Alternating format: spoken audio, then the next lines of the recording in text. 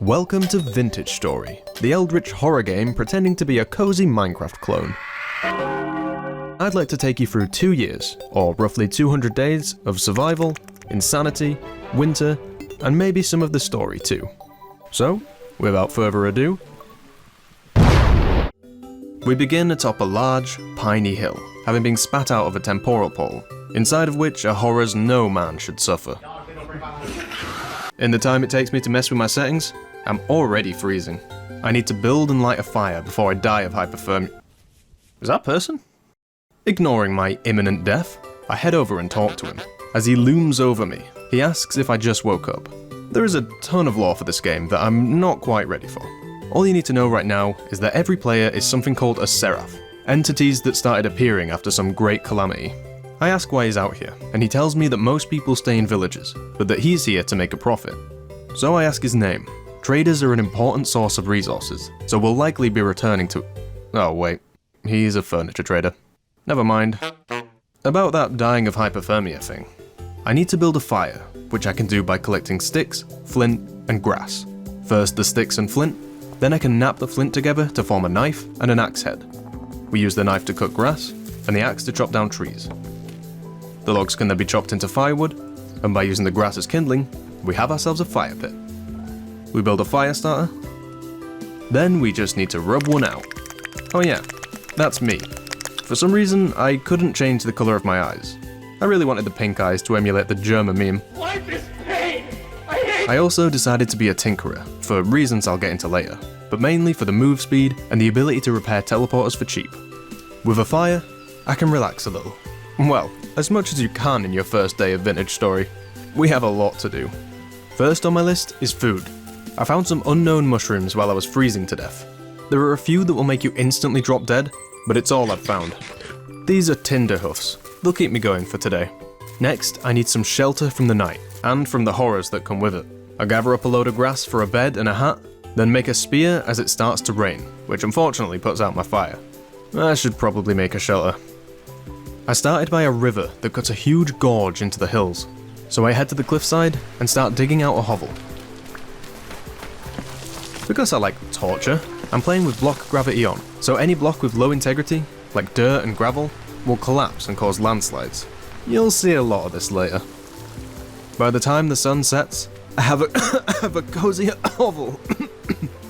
Oh yeah, another way I torture myself is by having this smoke mod.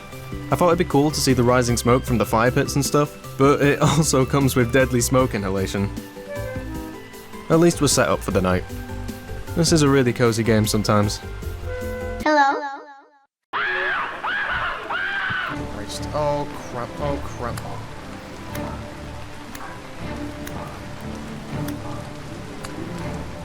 Get out of my house, what are you doing?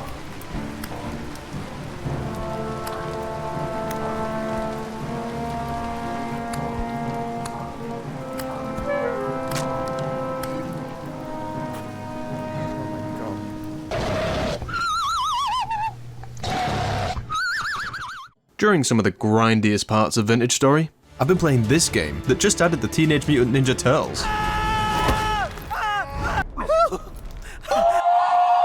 From August 21st to November 13th, you can get the legendary champion Michelangelo, before unlocking Raphael, Donatello, Leonardo, April, and even Shredder. This is truly an Avengers crossover level event. All you gotta do is log on for 7 days, and you're off. Michelangelo has debuffs, taunts, and dodges, while Donatello is a healing and cooldown removing support. Using these, you can blast through the campaigns, leveling up like never before, and blitzing your way through the dungeons. Raid has endless amounts of content to explore, and they just keep adding more. You can even play it cross-platform, on mobile and PC. You can join a clan to fight insane clan bosses, either make one with your friends, or find me in-game under the name Rector Drath and join my clan, the Substance Abusers. My favourite champion is the Grizzled Jarl from the previous pack, for his block debuff ability. I'm telling you man, it's all about the buffs and debuffs. So what are you waiting for? Sign up now using my link in the description, or scan the QR code to get immediate insane bonuses, like the epic champion Tayrel from the High Elves faction, one of the most powerful champions in the game.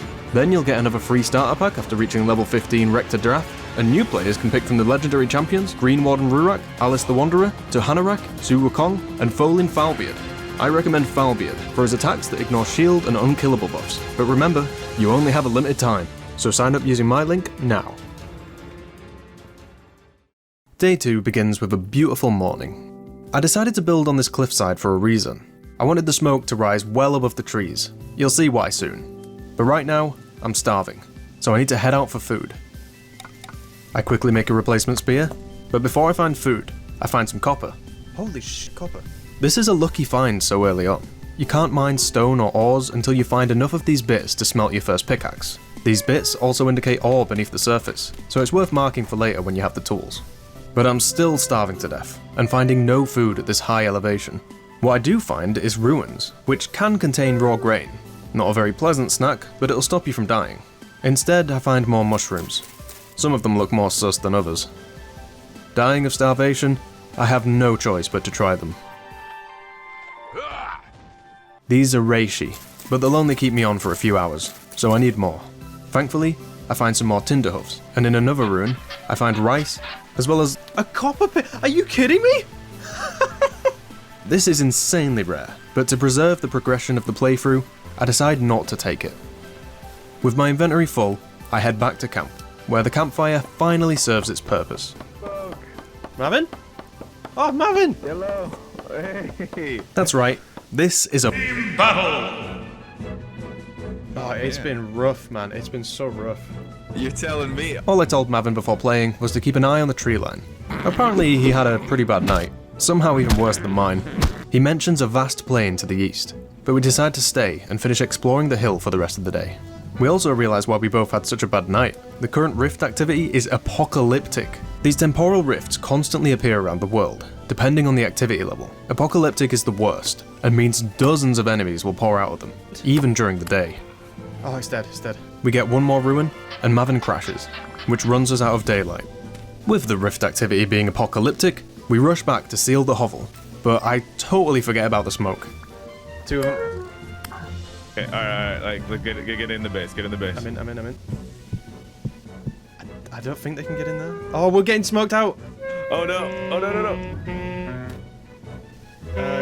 Oh no! Oh no! Break the front, break the front! I can't. Oh no! Break the front! Place that one back, okay. place that one back. Oh, sorry. Oh, I'm about to die. I don't catch it. I hopped in bed on accident. Oh, no. Oh my god! I managed to build out a chimney, but only after we both die. Oh. Wait, shall we try and sleep? Yes, we hear just the moaning of the enemy. God, what a night.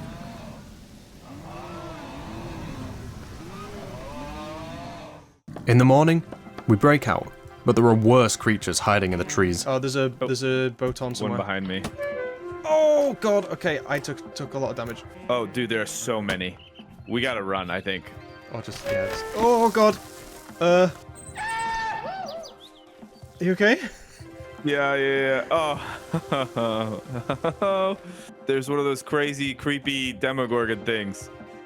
Oh, there's a slide. There's a rock slide. Okay. We tiptoe our way down to safety, but despite Mavin's rough night, he's doing way better than me, with reed baskets to give him more inventory, and even healing poultices. We spot a cave with a dungeon in it, and decide to check it out. Here, we realise that Mavin downloaded the wrong version of the game, and every time I break a storage vessel, he crashes. One troubleshoot later, and we're back on. I'm sure that this won't be a recurring problem. I think this is their humour.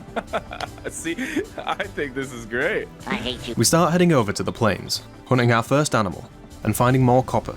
We got so lucky with copper in this world. I remember not finding enough copper in a year to make my first pickaxe. Mavin donates some cattails to me to make baskets. I harvest some mushrooms. We fight a shiver. There was one more. There's a shiver. And we explore some ruins, where I loot some rooftop shingles before we find a hilltop with some clay to settle on. The clay part is extremely important, but we focus first on building a house to avoid a repeat of last night. Now that we're safe, let's talk pottery. The earliest form of pottery dates back as far as 20,000 years ago. You can imagine primitive humans finding malleable clay while digging for edible roots or insects, and forming it into an idol or a toy. I can imagine them then finding that it dried into a hard material. Maybe after realising this, someone wanted theirs to dry quicker, so they threw it into a fire. Maybe a kid threw his toy into the fire, and they found that when the fire had died and cooled down, it was now much tougher and more resilient. Or perhaps it was used to line a woven basket to make it waterproof. It was mostly used in cooking, and that's the same purpose we're using it for today. A cooking pot will transform our foraging efforts from day-to-day survival into flourishing long-term. Storage vessels will allow us to store items, but also preserve food for longer, a key strategy in the preparation for winter. And finally, fired crucibles are necessary for smelting our first metal ores.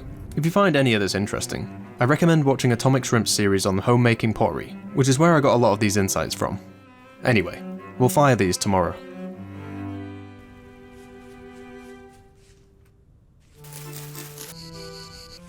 Hello.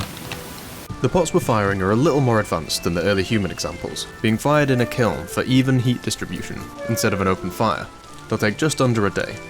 Despite us both starving, we managed to sleep through the night. On day 5, we tried to manage our meagre inventories. Until the storage pots are done firing, we're limited to ground storage, as well as reed chests, which we need more cattails for. Rather than store the seeds on the ground, I head down to a nearby pond and plant them by the water. They'll take months to grow, but it's better than having them sat doing nothing. Next, I head away from our rainy hilltop to a nearby forest, where I harvest horsetail for healing poultices, as well as gather up berries and mushrooms to keep us going.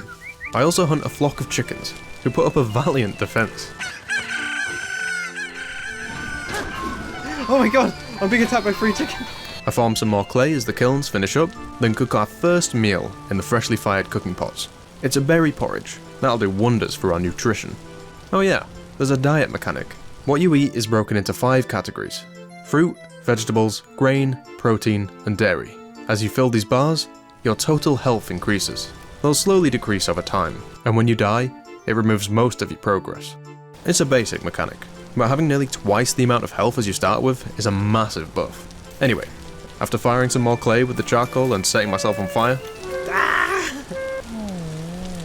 we sleep.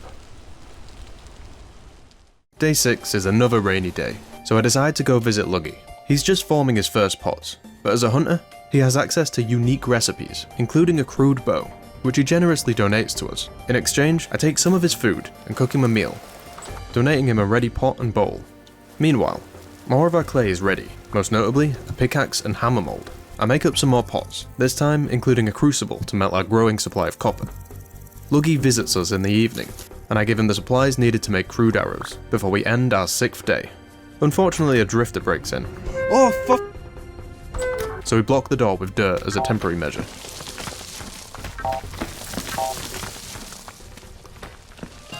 When I walk out the next day, I'm greeted with a bow-torn arrow to the face. Careful, Boton. Oh, I'm one shot. Goodness. I just need to grab it. Oh, damn it. I'm down by the side of the house. We're supposed to be able to revive each other, but there's some kind of mod conflict. After making a new spear and mopping up the enemies, we set about making our first metal tool. First, we put our newly fired crucible with copper nuggets into the fireplace, then preheat it with firewood to save on charcoal. Once it reaches the max temperature of 700 Celsius, we use the charcoal to get it to the melting point of copper, 1100 Celsius. Once it reaches that point, it has to melt the whole batch. Then, by using some tongs, Marvin pours it into a mold, and, once cooled, we extract it and craft ourselves our first pickaxe. This is a breakthrough moment. Now we can go back to all the places we found surface nuggets, dig down, and extract the copper veins. So we decided to head out, both to collect the copper, as well as to go visit some of the others at spawn. Oh, there's bees. I think this is Luggy's. Whoa.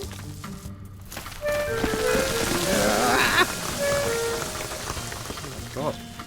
While Mavin digs out the first copper vein, I find a cave with some more copper on the surface, as well as some rusty gears. These are what the traders use as currency. Inside the cave is another dungeon, inside of which are a few more gears. Back on the surface, we've excavated the area where the copper should be, being careful not to trigger a landslide, and eventually, we find the copper vein. It takes the rest of the day to extract it. All veins can get quite big in this game. I should also clarify that one day is 48 minutes, so each hour is 2 minutes. The way that we're editing this, it seems like time is passing quite quick, but we're already 5 hours into this playthrough.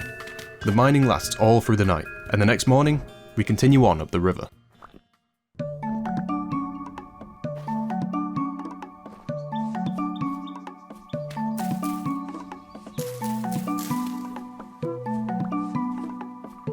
would be free leather that we saved. Oh, there's a wolf on me!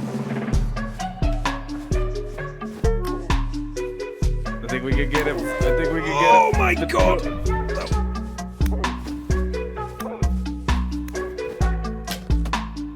Oh, it just jumped in the water, yeah. Oh, I killed him.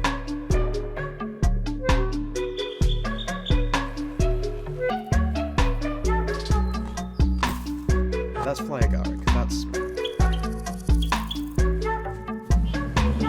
Eventually, we reach the spawn valley, but it's much more chaotic than expected. Hello! Oh, my bad. Now, I have a Oh, my fear. bad. What are the odds that we're gonna end up getting killed by these people that we One of them find? just shot me. What do you want? So, yeah. Damn, you built a hut out of logs. Don't. I'm low health. Rick, why the fuck did you turn to dirt? Fucking Never. physics hard, please. Hey. This is What's suffering. up? It's all bastard. So much. Dude, everyone here has slapped me at least twice. I have got like 4 bars of health. Whose fault's that? Right, we brought things to trade. Okay, so we have hides, Whoa, clay, you guys have already started mining? crucibles. Guys, we don't need any. You don't need any of it? Oh, jump in. Oh, Because look, we got so much copper here, we can go get our own copper. Oh, the demons are here. Yeah, but we can give you a crucible for like a couple bits of food. we don't Do you have any think we have food here? They're even worse off than we are. They're even worse off We're than we all are. starving, bro. What did you want from us? I think food is more valuable than actual rusty gears. Seeds here. Dungeon.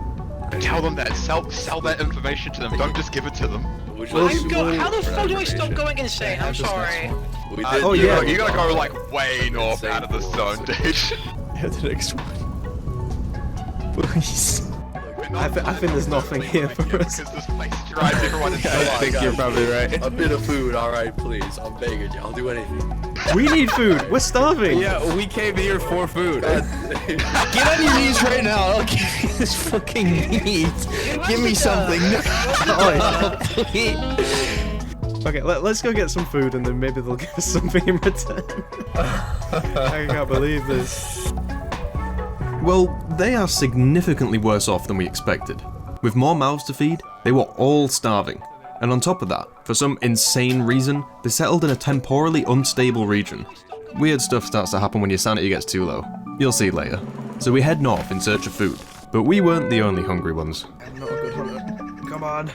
No. How many seats is on that thing? You can make your own if you have rope, and I have rope for sale. If you have food, I got 2 berries. I'll give you free rope for the 2 berries. God, This that's is a really good deal actually for you. Fuck. They're desperate. They are desperate. There's a wolf right Oh, there, right there. I jumped in the water. Yeah, I see that. Oh, no. It did too. Oh, they're like, please, no, I don't want to die. I'm so dead. I'm so dead. No. I'm so dead. No, I killed wait, no, I can res you. Wait, oh. I'm okay. We are living in squalor.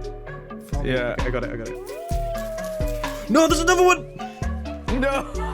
Okay, he's not. Here, I have some mushrooms. Oh, he's on me. Let's just keep going north. Breaking out of the valley, we found a trader, as well as some plains with plenty to forage and hunt. We managed to take down 2 boars, some raccoons, and even a deer, which is no small It's feat. stuck Okay, on you go the- left. You go left. Come on, we need this. We need this. Oh, it's attacking Come you. on. Yeah, I don't Yes. know why. Yes. Ah! We cooked it all up into meals, and Coco joined us for the night as we ate and slept in a cave.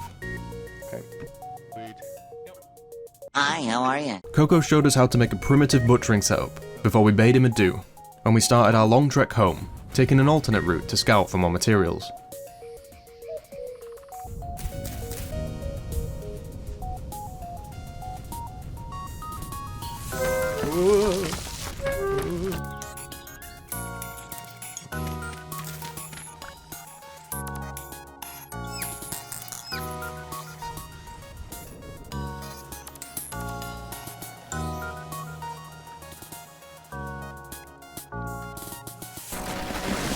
Oh, goodness gracious.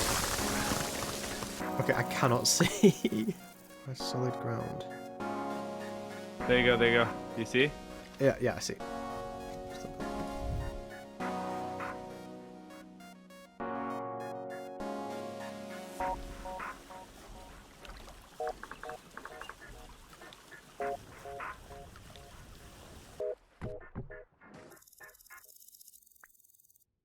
We've made it to day 10, a minor milestone. Each month is 9 days, and having started in late spring, it means we're now in summer. It's hot enough that some of the plants are dying. You need to be mindful of what season you plant the crops in. Anyway, it's about time we upgraded from the dirt shack. I didn't know this at the time, but Mavin is quite the builder. He completely outdoes me, and this is like his second time playing the game. So as he builds the new house, I make a tool shed. Then Mavin's second obsession makes itself known. Mav made only one mod request, tameable wolves. So while I built a butchery and a cellar for food, he spent the entirety of day 12 chasing a wolf pup from its home in a faraway forest back to base. See the little guy? And corralling it into a pen. Oh. Oh, get the pot before he jumps out. Then he feeds its parents to him to try and tame it. I feel a little bad about the idea of catching this wolf and then feeding its body to this dog. Karma must be real, because it proceeds to grow up and kill him. My puppy turned into a wolf and now I can't tame it. And it killed me. So now we have a vicious pet wolf in our garden. Oh my god, oh my god. Anyway, we cast our second metal tool, a hammer, which is needed to break up the copper ore we mined into smeltable nuggets, fully bringing us out of the Stone Age. Then I make an anvil mold for all the other tools and materials. Oh, I totally forgot about this. We stored the hammer on a rack above the pit kilns, and the fire destroyed the hammer. Wait, what does that sound like? Fire? Yes, it is fire. No! Good thing we already processed all the ore, otherwise we'd be back to collecting surface nuggets. We cast the copper anvil before Mavin hops off for the day. And I kid you not, 5 seconds later, we get our first temporal storm warning. Alright, see you man, bye. Bye.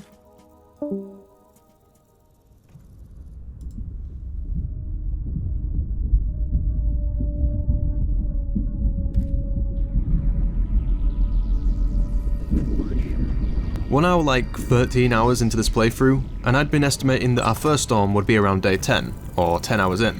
A temporal storm is an apocalyptic event that occurs randomly, draining your sanity, making the world distort, spawning nightmarish enemies everywhere, and Dave.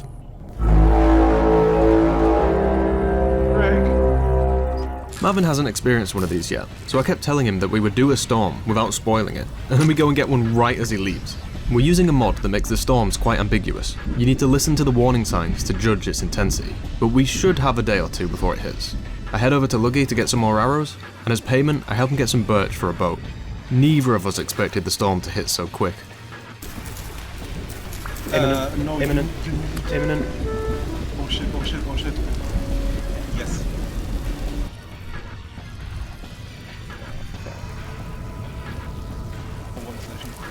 It's starting.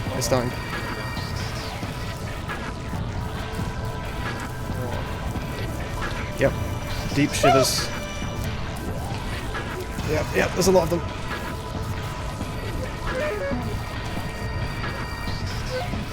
Ah, fuck, I'm dead.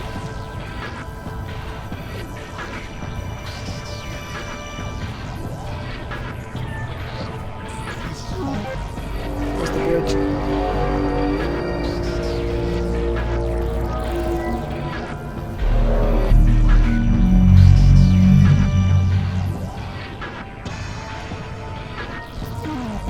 Oh, you're fucking kidding me. The house is not stormproof in the slightest, so I proceed to get spawn camped for like 5 minutes. Yeah.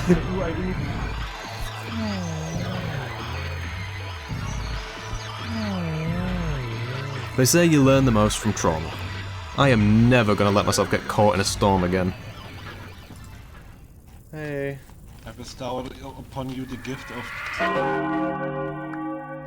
When Mavin returned, he noticed a suspiciously familiar wolf pelt in the bedroom. Do not tell me This is my dog. Did you kill and skin my dog? To avoid answering him, I went mining for copper and almost died to a cave-in. Oh, cave-in!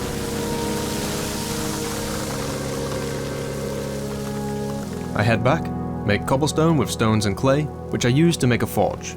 Now our blacksmithing arc begins. First we pour molten copper into ingot molds, then heat them up in the forge, which can then be hammered on the anvil into any tool or ingredient we want. Smithing in this game is really cool. Everything just has this depth to it that you rarely see elsewhere, like the temperature management, needing tongs to hold hot things, Oh, I dropped it. quenching them in water, and just the mechanic of smithing things into shape. It's just so well thought out. We make some nails for chests to finally clean up our mess, replace our final flint tools, and start on making our own canoe. We're pretty set on moving from here. It's almost always raining, there's barely any animals or foraging, and worst of all, luggies next door. So by the time I make pitch glue for the boat, we're pretty much packed up to leave.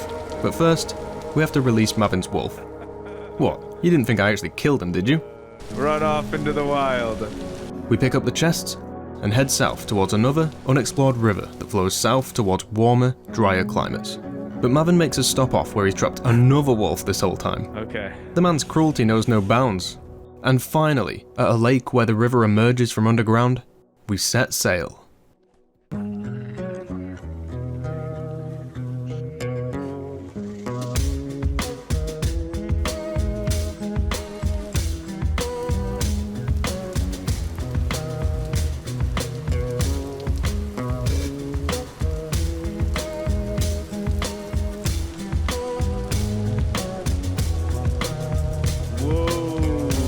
Yo, look at Oh, this thing. is sick. Oh, this is great. This is awesome. Zinc ingot. Yeah, it goes up to the third story. Oh, really? Oh, this is so cool. It goes all the way around. So are we gonna fix this place up? This ruin would end up being the centre of our new home, though I wasn't sold on it at first. The river had taken us a couple thousand blocks south, hopefully to warmer weather, while the others headed north. Chaos, Kima, Lolcat, Glen and Fam moved away from the unstable region at spawn, but stayed on the same river for transportation. They took over a dungeon ruin that takes them deep underground, and contains some valuable loot. Even further north, where the river meets the ocean, Coco and Medic set up in a deserted village plagued by sandstorms. Another river ran from their village all the way back to Luggies and the base we just left. None of it may seem like much now, but Vintage Story is all about the details. Oh my god. Growth is slow, but the story comes from those little breakthroughs you make. The little realizations that you can do things that you can't in other games. We set about exploring this new land, full of ruins and danger. There's a ton of ruins around us, so we decide to do our first real dungeon. They delve deep into the earth, where more dangerous creatures spawn, but are full of useful ores and loot. This first one isn't too bad apart from one boat I on. love that. Gears. Okay, we got another shiver. Oh. All right.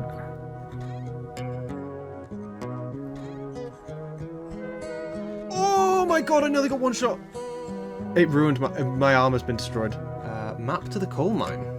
Iron ore. Iron ore. Again.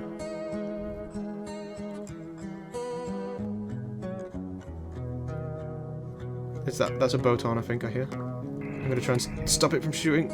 Be very careful, that's a tier 4. Oh, I don't know about this. Oh, okay. Oh, we got him. To repair. Oh god! Okay, seems like this is a good opportunity to leave.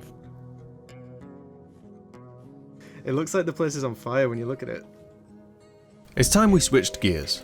Vintage Story can have a lot of things going on at once, and it's not exactly the friendliest game for two people diagnosed with executive function disorders, so our progression is a little wonky. I might throw in some comparisons to the others to show their more linear progression, while ours is quite sporadic and involves a lot of unfinished projects. First, we set up the new forge, which is basically the same as us saying that we'll live here, but I'm still in denial. Then I discover a hidden basement hidden behind a bookshelf. Wait, is there a secret? I think there's a secret compartment here.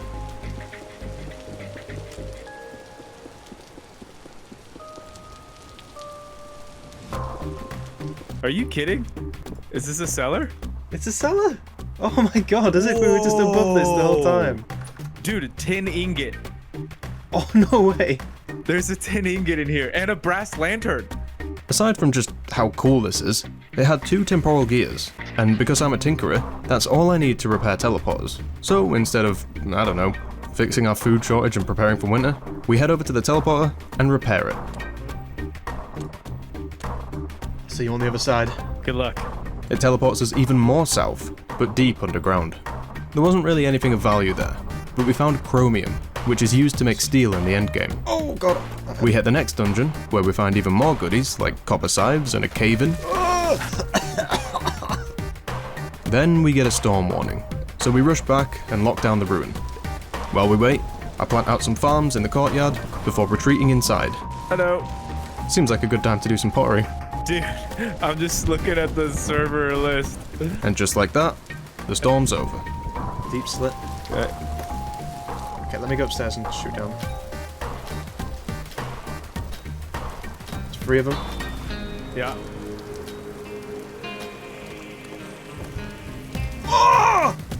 Yeah, they take a while to vanish after the storm. It's not like I need any help getting myself killed. We meet a trader who lives nearby, hunt some animals, dig out a temporary pottery kiln, and clear the vegetation from around the ruin before heading into another deep mine, which is much worse than the last. Hey, look, water. Alright, just go down another level. More iron. Another coal mine map. Already marked. Okay. Okay, we go down again here. Okay, this is where we came from. Enemy. I think it's a shiver. I think it's 2 shivers, actually.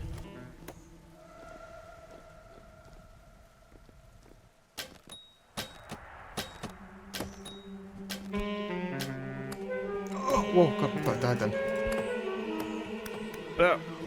Oh. Ooh. I'm gonna take up my armor and heal a little bit. Yeah, same. Palisade. Don't we already have the Palisade builder blueprint? Oh, we got a drifter, tier 4.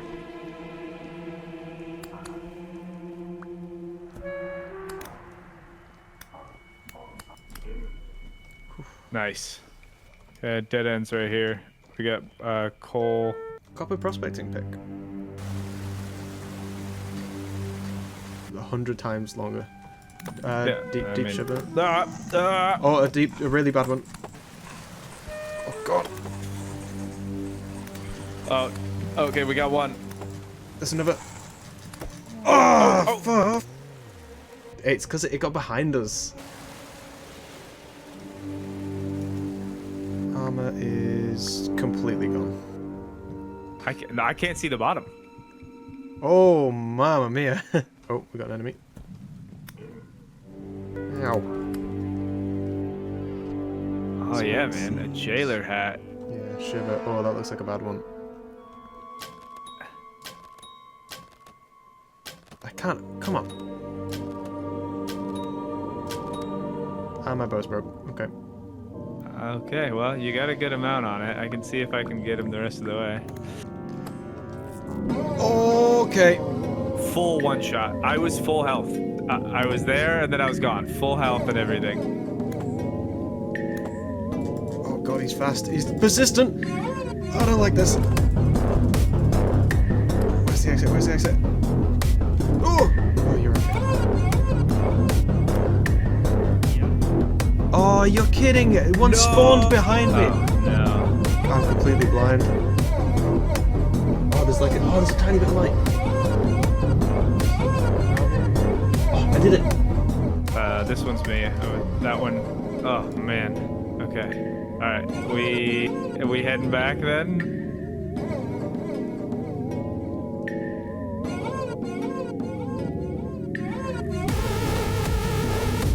Okay. I'm a.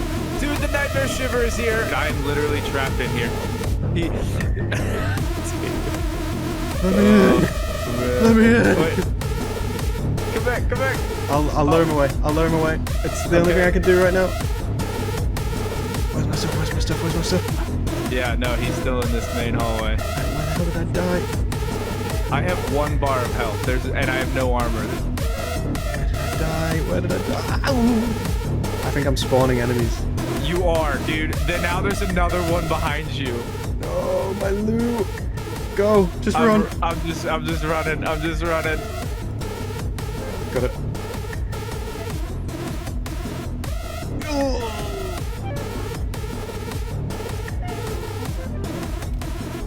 I'm at 1 health and I'm outside now. Focus. And not get hit. Dude.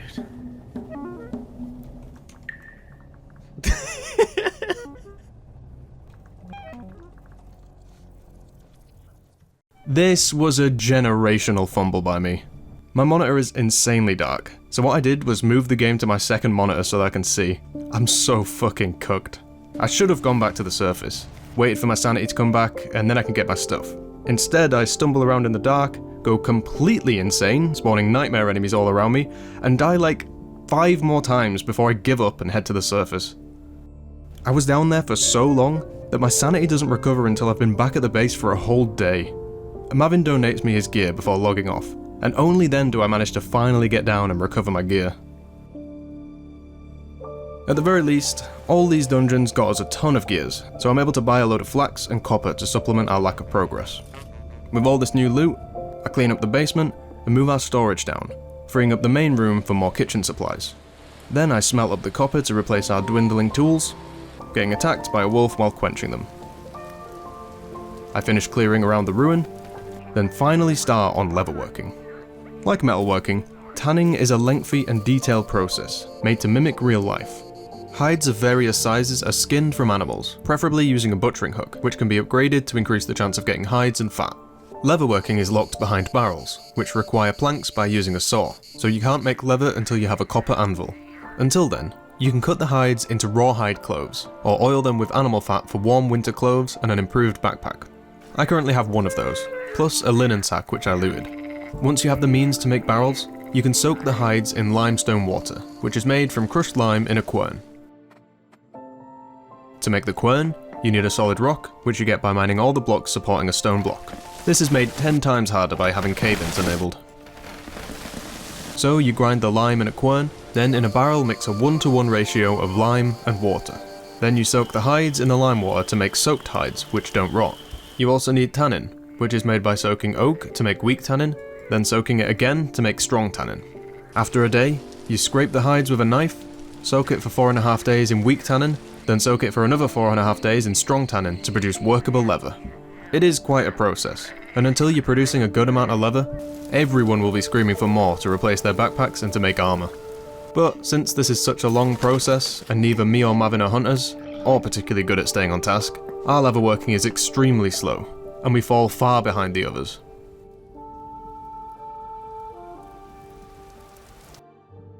A few days later, I go out exploring, before picking Mavin up in the canoe. We live by a huge lake, with a river that runs to the ocean. After making a short portage, we find a huge ruin in the lake. It's filled to the brim with locust nests. I've never seen anything like it. We'll definitely be returning. On a spit of land on the shore of the lake is a treasure hunter. The trader needed to begin the story of the game. He tells us he'll give us the location of a great dungeon in exchange for a tin bronze pickaxe, so we agree to bring him one and set sail. We stop at a ruined village and another deep mine along the lake, but after fighting a nightmare drifter and 2 bowtorn, it just kept going deeper and deeper. Oh, that one's deep. Then we see a bell, and I nope the fuck out of there. Bells are enemies that infinitely spawn more enemies until you kill them, and they're extremely tanky. I've never even killed one before, and the noise they make is terrifying. So we head home, and finally decide to begin on our first alloy. Let's go. Alloys are a combination of metals, like copper and tin, that produce a superior metal, in this case, tin bronze. Since Mavin found that tin ingot in the basement, we can use a chisel to break it into smeltable chunks. Different alloys have different properties. For instance, brass is made from copper and zinc, but isn't suitable for tools, whereas copper, zinc, and bismuth is much harder and can be used for tools. You can change the ratio of metal, so since copper is so much easier to find, we opt to use the minimum amount of tin, which is 8% tin to 92% copper. This means that 20 nuggets of tin with 220 nuggets of copper will make 1,200 units of tin bronze, or the equivalent of 12 ingots. So we smelt the new alloy and cast 4 ingots, a falx, and a pickaxe. It's worth noting that anvils can only work one tier above the metal they were made from, so bronze can be smithed on copper, iron can be smithed on bronze, and steel on iron. We decide not to trade away the first pickaxe, since we need a bronze pickaxe to mine iron and other materials. Plus, we're nowhere near ready for the story. Having begun the Bronze Age, the next few months are spent consolidating our gains. Tin is extremely rare. In fact, I can only recall finding one ore vein in the entire playthrough. It's more reliable to clear dungeons and trade for it. All this is to say that replacing our tools with bronze and saving up the 9 ingot cost to cast an anvil so we can move up to iron is a long way away. So it becomes more of a background thing as we work on other stuff like repairing the ruin, hunting, making a massive charcoal pit, and forging copper butchering hooks and table, making a press for berry juice and wine, tending the farms, making an oven and baking bread, and slowly, making more leather. And of course, waiting out the storms. All the while, our need for copper never stops, so we go on a big adventure in the canoe, first stopping at the trader to give him a second tin bronze pickaxe, then Mavin takes me to some copper. Oh, I just got struck by lightning! Before paddling all the way to the ocean. We check some caves and mines, and while we find some decent loot, and grab our first iron, it's still tin that's holding us back. Far to the south, we find another river that we're able to follow fairly close back to base. On the way we find a nice hot spring. We both agree that we should come back here one day and build a spa. We also meet a new trader who sells us a real bed, and we run into a bear, the most dangerous and tanky animal, which kills Mavin, and I skillfully take it down. As we finally reach our homeland, we notice a white tinge in the morning light. Winter is coming. Like I said earlier, our progression has been wonky at best, and our food stocks for winter are fairly small. At the very least, the cold winter means that most of it won't spoil till spring. Even though we can't work iron yet, we can get ready for it. To smelt iron, it needs a higher temperature than is possible in a crucible, so we need to smelt it in a bloomery. Bloomeries can only be built from fire clay, which, while it can be found in the world, is most easily gained by firing flint in a fire pit, grinding it in a quern, then mixing it with any other clay. After being fired in a kiln, it can be made into the bloomery. After a day of being smelted, you get iron blooms. This was just a test run using quartz. Tin bronze is the furthest either of us have got in Vintage Story. Everything from here is new territory. We start exploring some of the surface caves around our base, and while I didn't realise it at the time, the ruins sit above veins of bismuth. Copper plus zinc and bismuth makes bismuth bronze, a slightly different alloy to tin bronze. Since we found a zinc ingot while caving, this means we can break it and make a big batch of bronze by using the minimum amount of zinc, giving us almost enough to make the anvil, and in turn, smith the iron we have. So our objective is clear: find more zinc. Chaos's group have already begun working iron, but are desperately low on flax, so I make a trade. I use my Tinkerer trait to repair their teleporters, plus almost all of our flax, for some zinc, as well as the location of a deposit. So I head up to their new base on the eve of winter, hunting along the way. I also buy the location of another treasure hunter from the trader. I'll later come to regret this. And eventually, I arrive at their base. Welcome in, traveler. God, they're so much further ahead than us. Granted, there are 5 of them, but yeah. They even have a windmill and a helve hammer. They're all complaining about all the issues they have, and I'm just sitting there like, we don't even have iron yet. We all head out to repair the teleporter. It takes us far to the north, under an ocean, by a subarctic mountain. We spend a couple of days exploring around, finding an old outpost and... Wait, where's Chaos? Oh, he just ran off to a nearby church dungeon and single-handedly decimated the place. I agree to repair a second teleporter, which is through a teleporter literally under their base. Yeah, they have like 3 teleporters within a 2-minute walk of their base. It's ridiculous how lucky these guys are. After heading through, it takes you to a dungeon, with another teleporter inside. I repair this one too, but it takes us deep underground. Oh shit, run. There's 2 of them, there's a bell here. Oh no.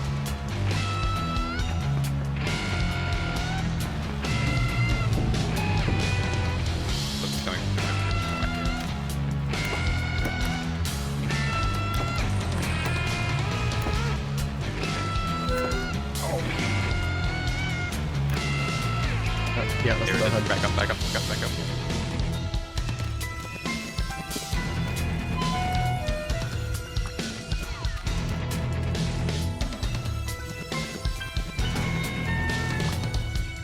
Eventually they take the bell end down. Eventually they take the bellhead down. But I'm left clinging to life after being hit by a nightmare shiver. Nightmare. Oh, no. Oh, 1 health. So we leave. Chaos fulfills his end of the bargain, and I catch a ride back with Luggy. Remember that treasure hunter I said I'd regret? After getting killed by a wolf trying to reach him, dying trying to find my way back in the dark until I stole a lantern from Chaos? I follow someone's stairs up the mountain, freeze my ass off at the top, before finding this awesome crater that he lives in.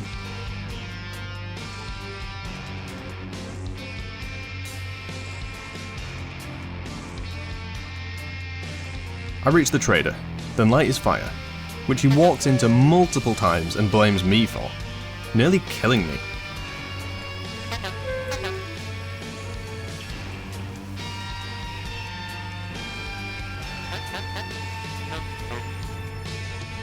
And I still buy 2 of his most expensive items, a broken Blackguard helmet and chest piece, for 70 gears.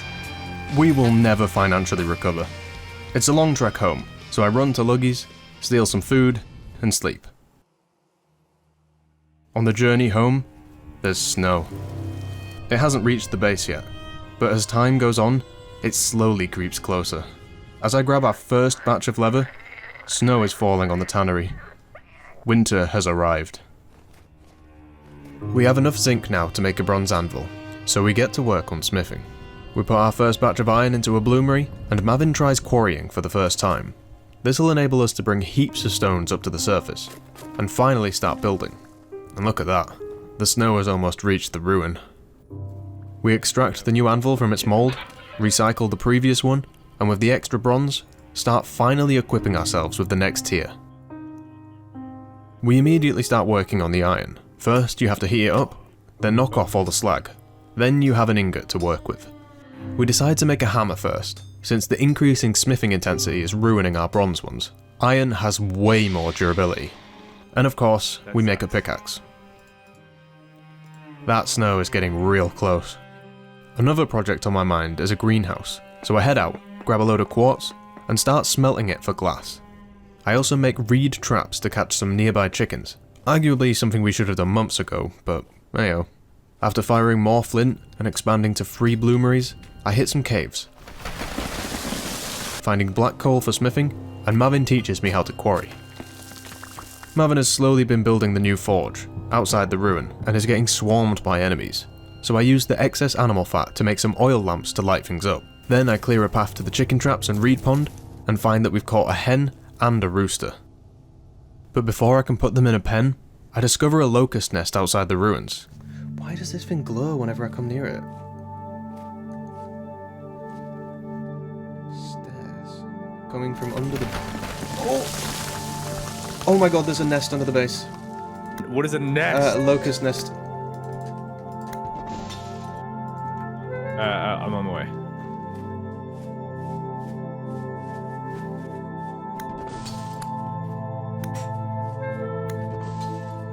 I knew it, there was a glow this whole time. They don't do too much damage, but be careful. I am doing the opposite of that. I have not hit them once, and I keep... Dude, what is happening?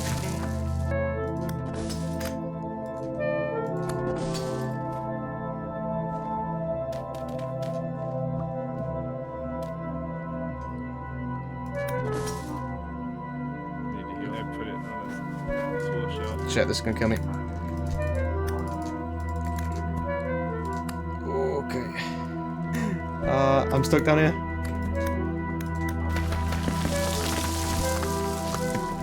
Ah, I'm dead. Oh, I'm somehow alive. Oh, come on. Right, I'm up. As if that was just under the base the whole time. I press the last of our berries to make wine, using the leftover berry mash to feed the chickens. Winter has fully arrived now.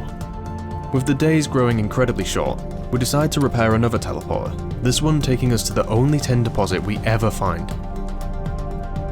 And so, that's how winter goes. We can scarcely leave the base without freezing. Are you starving? Or are you freezing? One of the two. So we're confined to a small area around home. The chickens are laying eggs, we quarry and build, and work the last of the leather we got before the cold arrived. Mining in the abundant caves around our base becomes my main pastime, where I finally discover the bismuth and subsequently upgrade all of our tools to bronze. The greenhouse gets built, but it's so cold that only the hardiest crops can survive in there. At the very least, we're now able to process our food instead of eating basic meals, meaning they'll last a little longer. The forge slowly comes together, and Mavin discovers chiseling. Firewood is a constant issue in the winter, especially since we live in an open ruin, and our first building is an open forge. We'd neglected to make warm clothes in favour of processing the hides into leather. Luckily, Luggy comes to visit. He's managed to make a crossbow, which, while slow, is exceptionally good at hunting, and he agrees to help us. Crossing the frozen river, we find some goats, but he tells me to leave them, saying we can capture them later. But further afield, we find plenty more to hunt. Despite his superior crossbow, Luggy is still living in that tiny shack up north, and he decides to join us. As he sets off to pack, I promise that we'll come up and help him move. With an abundance of meat, I make a smoker to preserve it, before logging off for the night.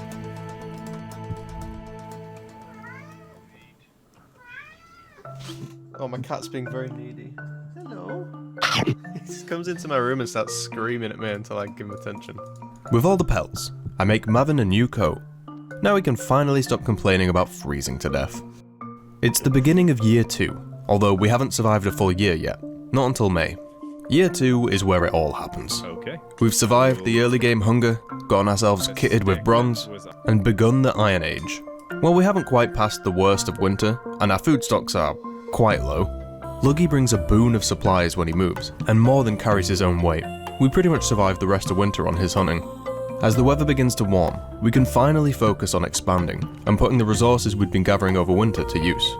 First, I learn how to bake pies, particularly offal pie, which is made from the offcuts during butchering. All you have to do is soak it in water for a day. I'd been letting it rot this whole time. I also give prospecting a try. We give it a proper go later on, but it never really works for us if I'm honest. Luggy shows me a cave with limestone, which I quarry for leatherworking, but also for a future project. And I start working on a windmill. We have barely enough materials to make it. Most of the flax came from locust nests. We're so behind on farming. Also, after nearly 300 hours of playing this game, I finally realised that you can move the windows. Seriously, do this. Mavin had been building this whole time, but now it's my turn. First, I build out the basic shape of the windmill, and for some reason I always make the same mistake of using a large gear. There's something about speed versus torque, but I can never get it to work. I just operate on the assumption that one vanilla windmill can't generate enough to use a large gear, even though I'm trying to do that now, whatever. After building up the frame with oak, I put the sails on, and it spins. Until I connect it to the large gear, but look, whatever, I fixed it now. Now to finish building it.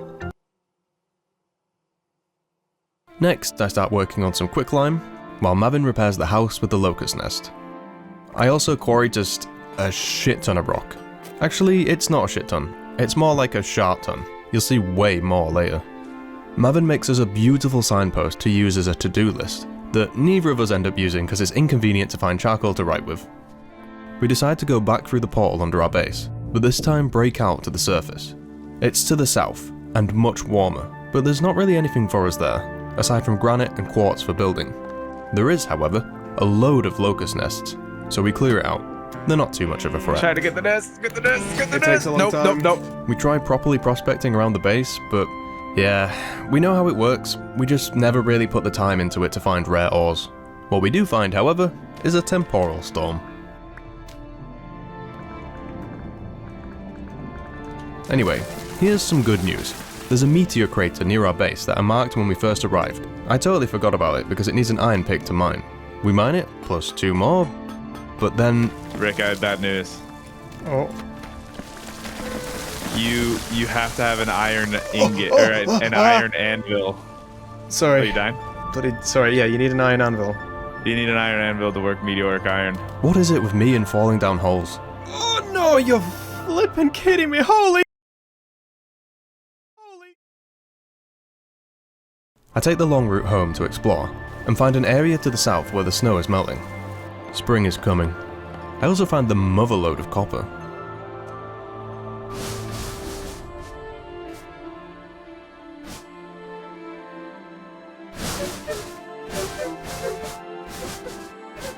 When I return home, Chaos is here, and he has something to show me. Rick! He's back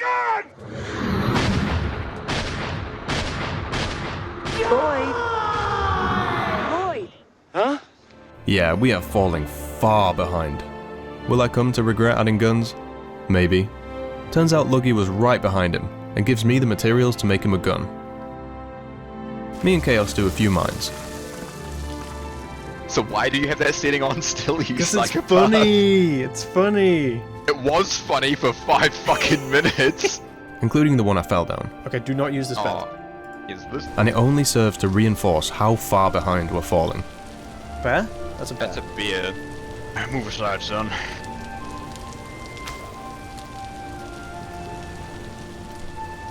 Holy moly. But at least we get more iron. And some more meteoric iron for later. All these mouths, however, eat up our entire food supply. Yeah, I got the last shot. I resort to drinking all of our wine so I don't die. But look on the bright side. I make me and Mavin our first real armor. Leather. The great thing about leather is that it's the base material that you put chains, plates, or scales onto, so making it now isn't really a waste. Also, it turns out that we could have been wearing wooden armor pants and a helmet, so yeah. And if I hadn't made it abundantly clear that we're falling behind, Chaos is in full metal armor. Full Metal Alchemist. Full Metal Alchemist. While Chaos is still here, we decide to hit the lake dungeon. Let's do it. Okay, well, we're going in. Oh, behind us! Okay, I'm gonna place my bed. Oh my god, we might need to dip. There's a soul blade in here, I think. They're coming from outside. Oh, they're coming from another water! There's tons! Oh no!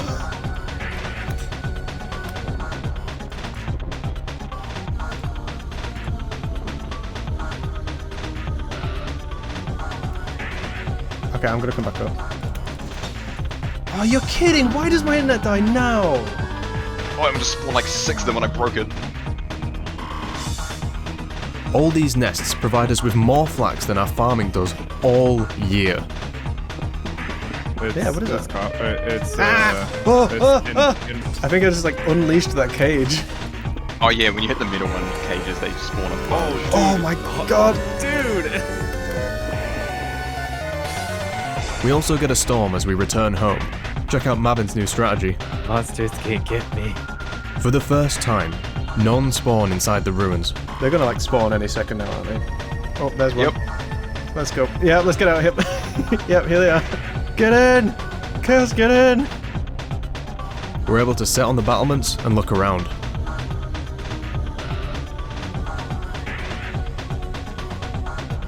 Get him! Get him! Fuck you! Me, Mavin, and Chaos continue caving, finding some copper chainmail and a teleporter, which takes us to a bauxite biome, another material needed for steel. It also has some sulfur for better healing later. I spend a little too long down there and go insane.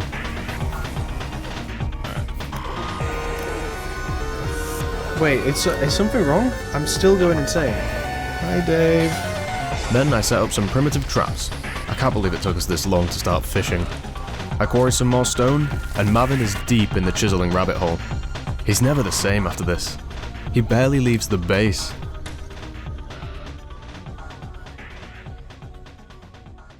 Alright, we're getting to some repetition now, so I'll pick up the pace. I build a load of paths around the base, Mavin shows me how to chisel some streetlights, I gather up and place a bunch of berry bushes for an orchard, I smelt us a new batch of tools, and I finally use the quicklime I made earlier to make mortar. Now for my big project. I decided to use the hardcore water setting, meaning you can't place water with a bucket. That's why we built the tannery in the greenhouse next to a pond. What we can do, however, is make aqueducts. They're a bit of a pain to get started, but once you have quicklime, it's not so bad. The nearest high elevation water source is about 400 blocks to the south, so I head over and dig a test channel. Unfortunately, the world's largest oak is in the way. I connect the waterway and yep, it works. So I begin the lengthy process of routing it all the way to the base. Goodbye, you son of a birch. You're all birch and no bark. Oh shit, I need food. Food. I build it in 2 separate parts, just to make sure it's in the right spot. I'll add supports later. During the construction, the iron hammer, our first iron tool, breaks. After almost causing an ecological disaster, the aqueduct is bringing water to town. Awesome. Oh my god, how much time just passed while I was doing that? Luggy built half a house and then never finished it, and Mavin expanded the forge and even started on a new storage building that also never really gets finished. Are we okay? Next, I build a second windmill for the forge expansion for a health hammer. You know, the thing that Chaos made half a year ago? It can automatically hammer the slag off of iron and then form ingots into plates or chains. Despite my efforts, it's barely functional. At this altitude, with only 1 windmill, it's extremely slow. What we really need is an 8-axle reinforced rotor if we want this to work, which I'm sure I'll get on promptly. But hey, at least this build looks finished. Time to actually put the aqueduct to use. I make a test farm to see what kind of watering we can get, and it turns out it only really waters the block next to it, and not even to 100%. Alright, whatever, we can just put them 2 blocks apart. At least it means we don't have to water them manually anymore. And it does mean we can finally plant a load of crops. Also, my niece really likes Vintage Story, so I decided to show her around. So this is a different windmill. This one's for flour, and this one is for metal. So we make them in 4s. Can you make 20 out of 4s? Yeah, you can. Okay, so yeah. What should we fill it with? We've got turnips. We've just got turnips, so we're gonna have to make a turnip pie. Oh, we're making different shapes. That's cool. That's really cool. Okay, pie is done. We're gonna put the next one in. Next one goes in. Here we have a new farm I built last night. Because look, it goes 75, then it goes 50, 25.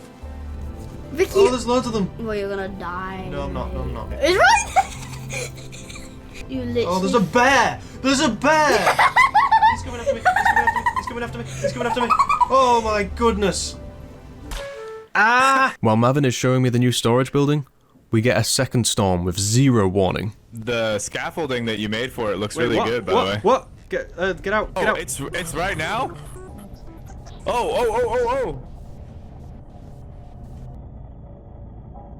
Yeah. It's summer of the 2nd year, so now we've survived 1 full year, and we've finally managed to get enough iron for an anvil. Iron can't be cast, everything has to be smithed, so me and Mavin get to work. Alright, who's a top and who's a bottom?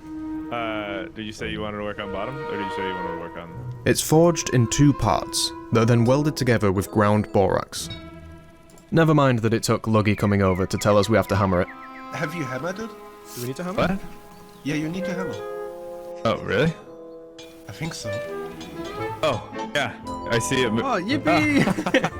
Now we can work meteoric iron. We end up with about 50 ingots, a respectable amount. I thought that that would be enough to make 2 sets of plate armor, but I was so wrong. First, you have to add chainmail to the leather armor we made earlier, then you have to add plates to the chainmail. But both chains and plates cost 2 ingots each, so we're looking at 72 ingots per person. We still had a little bit more to smelt, so I wasn't getting it in my tiny little marble of a brain that we didn't have enough. We were planning to do the archive soon, so I really wanted to get us some armor. I make the chainmail chest piece before it finally sets in. You know what? I think I'm just stupid. Look at me trying to light the anvil on fire. I'm trying to set the anvil on fire. What am I doing? Oh, no. Are we good? Are we good? Oh my god, I nearly burned the place down. Like, what was I trying to do? In what world? I just... Hey, at least Lucky herded those goats into the base. Yeah, we'll have to... the landslide. Ow! Oh, I'm dead. I almost make the supports for the aqueduct, but Mavin and his chiseling come along and try and make it look nice. I'm trying to be resource efficient. Then he comes along and spends nearly 3 times the material cost so that it can have a little ring around the pillars. Look, he even got me chiseling. He does go on to make the nicest looking kitchen I've ever seen, but hey, at least we have a ton of crops ready to harvest. Also, I moved all of our stuff to the new storage room. It totally didn't take me 2 hours and all of my sanity. A couple days later, Chaos and Chemo come to visit. They give us a ton of iron as a gift. Oh, there's just no wind at all. Pretty sure there's always wind at our place, right? Oh, we always have wind. I know. Yeah, We always have iron. We always have wind. Everything just goes our way all the time. I don't know what game Bro, you guys have been playing. It's just so idyllic over there, man. Come on. Yeah, it's just like, I don't know, get good, I guess? I would later come to realise that they live on an iron vein so big that they can't mine it all. Seriously, the look of these guys. For now, we take the gift and promise some favours in return. Anyway, the reason both of them are down here is to join us in finally using that map we found last year. It's in the direction of our river, to the ocean and beyond, so we suspect that it's on another continent. We've harvested just enough flax for a sailboat. So, with our resources and Chaos's know-how, we build it up on land and give it a proper ceremonial launch. Oh, it's launching! Oh my god, it launched! Oh, and it launched. Uh-oh. Wait, hold on, leave it there for a sec. I've got a thing to do. Wait. Okay, Chaos, you take one. That's for you and Chemo. This is for us. What is it, bad luck if the ball doesn't smash when you try and launch it?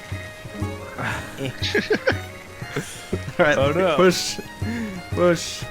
I think it is. It's there it in. is. It's in. Right, let's share a drink. Yeah, this thing's probably going to be cursed with bad luck. Oh well. Cheers. While the others load the ship up with chests and supplies, I head out for another project. Remember how I said we live by a lake with a river running along it? Well, they're not connected, and our dock where we just launched the boat is in the lake. Sailboats can't be put back on land or carried like the canoe, so we're gonna need a canal. But remember, we can't place water, so how exactly are we gonna get into the river? Aqueducts, my friend. Marvin has chiseling, I have aqueducts. I've had this idea in my head from the start, but never tested it out. If I dig a ditch at sea level, line the edges with aqueducts, then add these sticky outy bits for the water, we can get sorta close to a canal? Well, it's our only option, so... Steady. Ooh.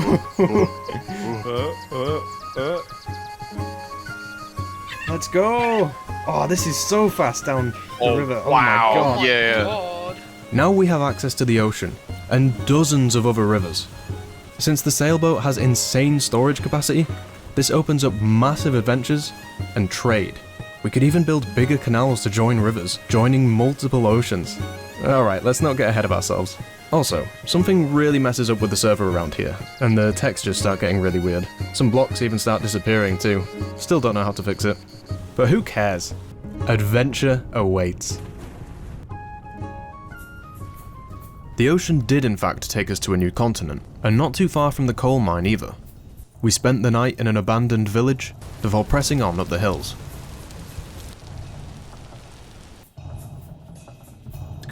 He's coming for me. Take him down. Oh god, he's faster than me. Keep running. Shall I loop him back around to you? Yeah, try and go in like a circle.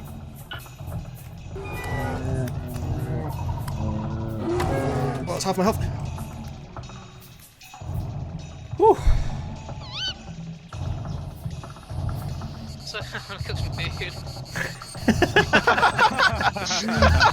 Boiled bear. I don't Yeah, think how do we we... get the Oh, no. Oh my god. Wolves.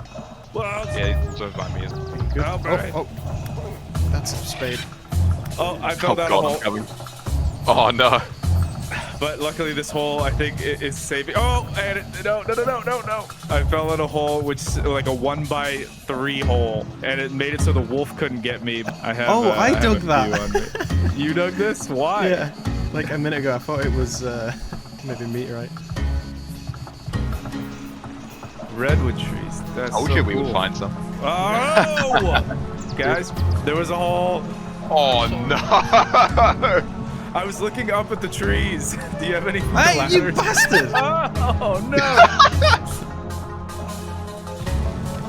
Yippee! Oh, this is a big one. We soon arrive at the coal mine, and find that it's guarded by high-level enemies.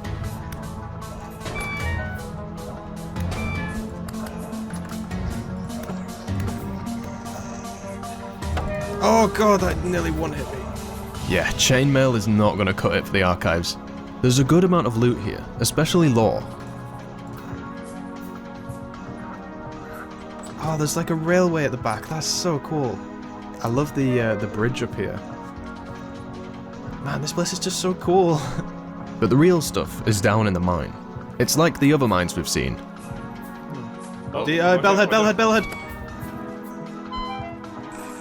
Oh my god. Oh, dude. Oh, just it was on like one hit. We find iron, and coal, obviously. But the most interesting part is a cave-in with a bomb. Everyone step back. Oh, okay. Oh my god. Fairly obviously, setting it off just makes the cave-in worse. But once we dig through, it reveals something sinister. Are you kidding me? Okay, Bellhead Shiver, Deep Drifter. Yeah, this place is full of nasties. I try and shield Chaos as he builds down, but more are spawning. This is going to be rough. There are so many enemies down here, man. Oh my lord, yes there is. Oh, they're coming. Look for the Bellheads.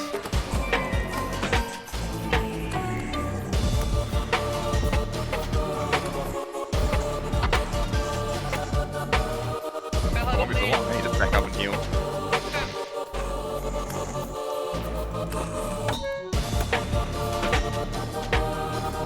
Bellhead's still alive. He's on me. Wait. Yeah, he's just chasing me. Oh, Get him while he's... Get him! Yeah. Jump him! Yeah, right, we got him. Got him. Whew! I got the bow torn Zero over deaths? Zero Yeah. deaths! Let's go! What an accomplishment. That was cool. And we get some pretty decent loot. Chemo gobbles up a base return teleporter, which apparently teleports everyone back to their spawn, but can only be used once. And I find a Forlorn Hope Estoc, a weapon. I think they were a faction from before the apocalypse. We also grab as many of these lights as possible. They're called creative lights, so I don't think we're supposed to have them, but imagine all the cool stuff you can chisel them into. And with that, the coal mine is finished, but our adventure is far from over. To the south is a vast desert, with a metric ton of meteors. They're so easy to see in the sand. We got something stupid like 12 of them. We also grabbed some of the redwood, these lovely Mediterranean cypresses, and sunflowers, before we find a library dungeon. In here is a ton of books and loot, as well as a rift ward which stops rifts from opening in a radius around it. With our chests full to the brim, we set about making our way back to the boat. Mavin comes up with the idea that the ocean loops around, so he goes back to the boat and sails it round to try and meet up. Meanwhile, I head south to check if it actually does. After 2 days of running, I give up. They were two different oceans. I did get to see this insane landslide though. Come on, it's bad. It's bad. Oh my... Okay, the entire valley is landsliding. Oh, there goes another one. After double fisting the chests back to shore, we finally set sail home, after being away for nearly a month.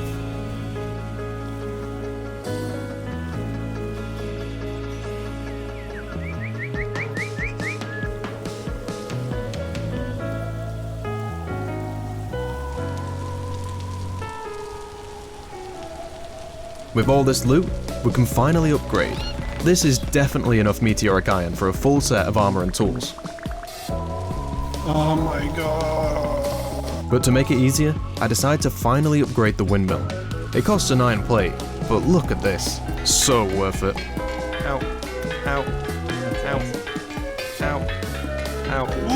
Ow. Ow. Ow. It makes all the chains and plates for my set in no time. I also remember that we have the blackguard armor I bought for Mavin, which needs to be repaired with regular iron. Even Luggy upgrades to a better firearm. My hunger bar! I'm gonna eat all the raw food. I'm gonna eat all the raw food. I'm gonna give you a big... But a storm hits while he's upgrading the butchering table. Don't! I'm butchering in the bounce table right now. I need to run because I forgot the fucking hammer.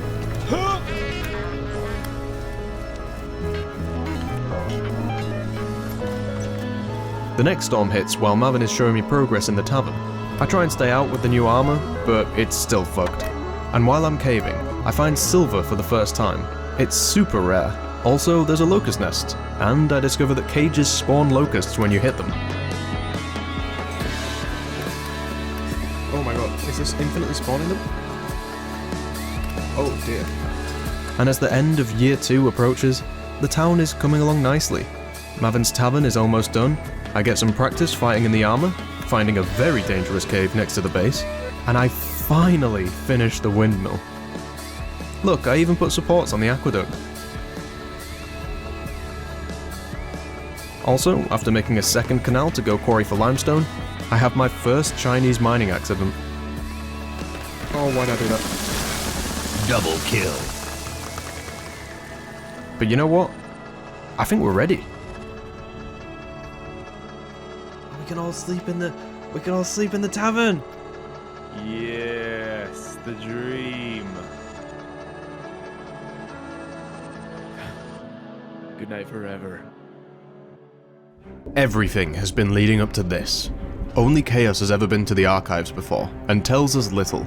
It's safe to assume we'll find trouble, so we load up on food and healing, as well as temporal gears so we can respawn up there. We even build a second boat in anticipation of the amount of loot we'll get.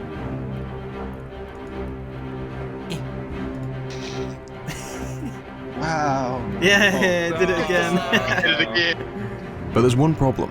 The archives are tens of thousands of blocks away, and the Southern Ocean doesn't connect with the Northern one. You already know what I'm going to suggest. We've already proven that canals work, but they were only tens of blocks long. Now, we're going to go hundreds. There's still the risk that the Northern Ocean won't go all the way to the archives, but it's our best bet. So, as the snow deepens around our home, we break the ice and set sail.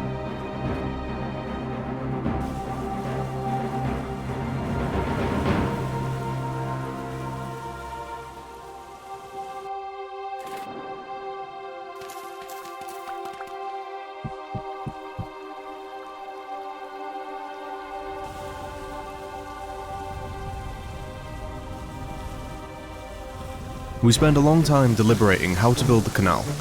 It's also the first time we're making one under a hill. It takes us a day to get through the dirt cave-ins, and even longer to figure out a system. But with me and Chaos mining, Mavin quarrying, Luggy clearing rubble, and Chemo cooking, we got through it in surprisingly good time. Cave in. Yeah, I was gonna say, I should probably step back. And with the aqueducts placed, the water flows in. It's a bit glitchy at this size, but it works. Alright, the canal is built. Yeah, we just like, we have to wait for a wave to come and like push us. Come on, there we go. Yeah, look at that. This is the river behind our old bases, and takes us to the North Ocean, which can also be used to get to Chaos's and Chemo's base. After stopping off to cook and eat, we start the long sail across the sea. Oops. We get insanely lucky, and a river takes us close to the archives, and with one more small canal, we're practically at its doorstep. This couldn't have gone any better. And as we reach the entrance, we use our temporal gears. This is it. Alright. Nobody do anything that doesn't include the whole group. We're all doing this together. Oh yeah, for a touch. Ooh, oh my god. Wow. Okay. Geronimo. We descend deep into the earth and emerge in a large void, an ominous sound reverberating around us. A torch throw confirms that there is a bottom. We're immediately met with 2 locked doors. Continuing down some stairs, we're able to enter a room labelled engineering, with giant machines inside. This is why they make chug chugs.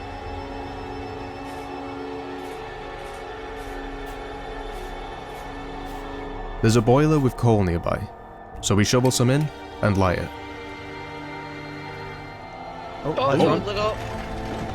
The whole place comes alive with old, rotten machines, all lit up in an ethereal blue glow.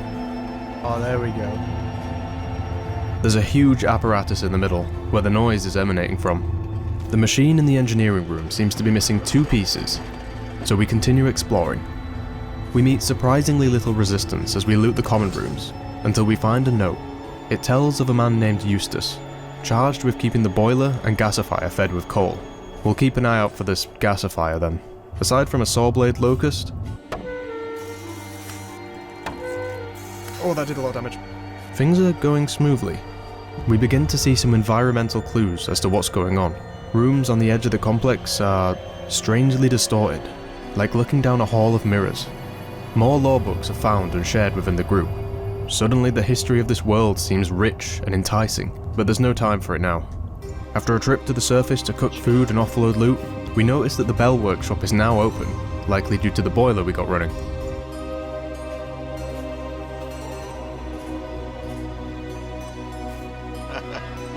Yep, here, okay. I'm going in. It's in the wall. Alright, cover me, I'm attacking it. Dead. Yeah, that wasn't too bad. Bells are usually much more terrifying, but since Chemo and Luggy got 2 good shots off, it went down relatively easy. And at the end of the Bell workshop, we find a large temporal gear, one of the missing items. Another note mentions a broken pump, likely relating to the broken machine. Heading back to fix it, the world suddenly goes dark. Has it gone darker? Oh, it's running out actually. Is that why it got dark? Oh, I know why it's darker. It's nothing to do with the puzzle. Fog's happening. Oh, It's just no.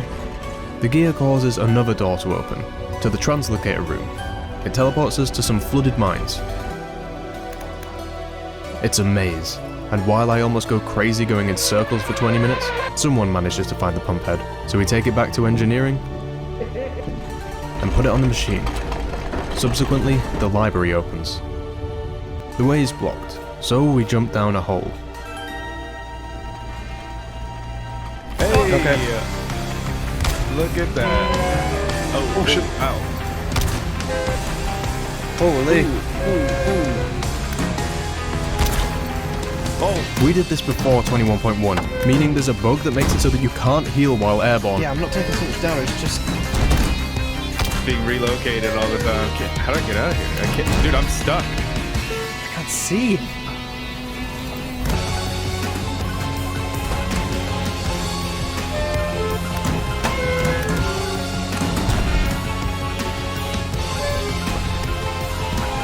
Oh my god, every time I try to heal, I just get knocked him. But just like it wouldn't let me get back in. Let me kind of face tank him. God. I just want to heal, leave me alone!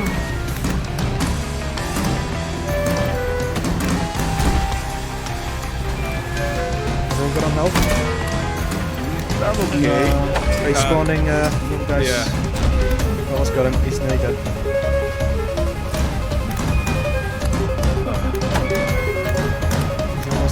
We're going. Got him. Yeah, cool. What a strange apparatus. Looks like something the treasure hunter could be interested in. Honestly, that fight wasn't too bad. Maybe we were a tad overgeared, especially with the guns. He drops 5 vessels, which we need to take back to the treasure hunter to unlock elk mounts. We head through the final door, fill up the gasifier, which we can't see the results of because of the fog, and head into the library. The place is full of loot, including a glider schematic, tons of lore books, a crown, but most importantly, it has this resonator. It has recordings from the past, but one of them is seemingly addressed to us. An old man's voice, somehow familiar. Look, you see that? Rubido is not limited to gold. The principle itself scales to greater heights. And what if we add blood to the mix? Sure, we were dying like mayflies, and mind you, some things are a bit hazy towards the end, but even so, they can't have all perished, and they can't have all turned. I cannot be the only one. Where are they? Of course it pains me to see them suffer. They're like little lost children huddled in their homes. But it's for the best. We had all the knowledge in the world. And what good did it do us? Let them think of me as some mad old sorcerer and leave me in peace. Forgive me my ramblings, I had lost hope. Honestly, it became nothing more than a goal to chase. To keep me sane over all these years. But here we are. And here you all are. Somewhere out there, the world has changed. But if the archives still stand and you're hearing this message, come find me, my friends. There is much to discuss. The world has shifted since the old days, and I've yet to find where the archives now lay. I cannot give you a direct path, but I will have maps delivered to some familiar places. If you can find your way to Naida, the Spoils, the Lazaret, Cardinals, or perhaps Quiet, you will find further directions. Asking one of the more adventurous sorts around you. Perhaps someone can provide some assistance. I pray your journey is a short one. Only a couple decades. So is this like the first quest? It kinda seems like it. Yes. This is how you This is start? essentially like, yeah, this is like the intro to the story, essentially. Holy cow. We've been here for 2 years. 2 years. Didn't you hear him? He said only a couple decades. decades. That's right. This is just the start.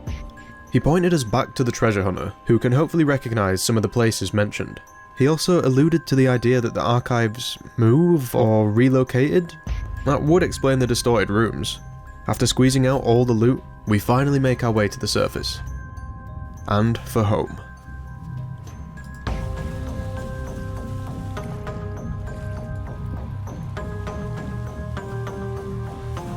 Beep beep.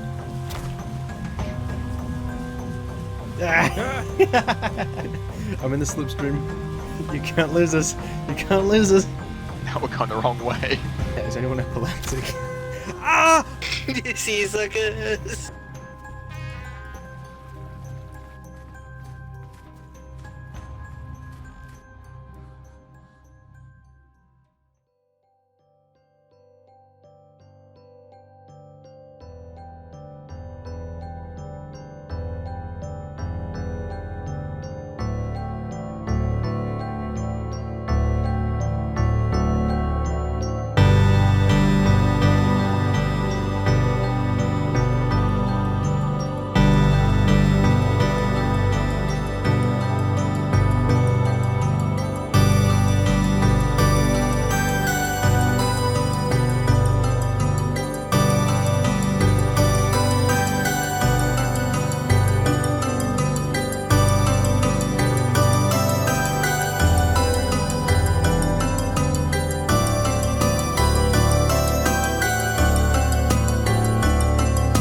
We made it through 2 years.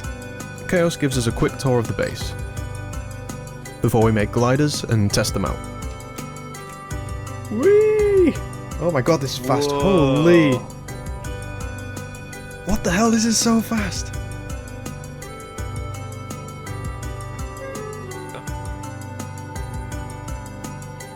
Oh my god, it is fast. Yeah. Then we say our goodbyes and set sail. At home, I say goodbye to Mavin for the final time. Chaos sailed down with us to see the treasure hunter with me. He only knows of the Lazaret and offers to sell us elks for the long journey. The only thing we failed to do is tame a wolf for Mavin. Run off into the wild. Vintage Story is such a great game that transcends its Minecraft origins. Tyron and his team have done such a magnificent job. For the first time since I was a teen playing the Minecraft Alpha, I felt genuine excitement and joy while exploring. And never did Minecraft ever make me feel interested in its lore. Honestly, all of this was just an excuse to play what is now one of my favourite games. I really, really hope it explodes with the popularity it deserves, and we start to see the same vastness of mods and content that makes Minecraft so successful. But I also love that it's small and indie, that the team actually listen to the community and focus on what they want. I fully trust them and their vision for this game. If you'd like to see more Vintage Story, then please, like the video and comment. I'd love to go all the way to 1000 days, and honestly, I might just do it regardless, but I feel like I'm taking a huge risk by stepping so far away from Zomboid. Lately, I've been feeling like my YouTube days are numbered. I have some challenge ideas, stuff that might fit more in with the channel's niche, but honestly, I'm still a noob. Oh, and you know I'd love to do a big civilization type event. Imagine the cities people could build. For the few people that stayed this long, thank you. I really hope you enjoyed, or got a good sleep out of this video. And with that, I'll see you around. Thanks again to Raid Shadow Legends. Don't forget to sign up using my link in the description or pinned comment, or by scanning the QR code for a whole heap of free goodies.